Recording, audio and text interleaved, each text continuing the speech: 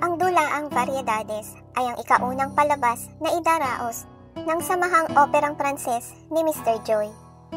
Mag-iikapito't kalahati pa lamang ng gabi ay ubos na ang tiket.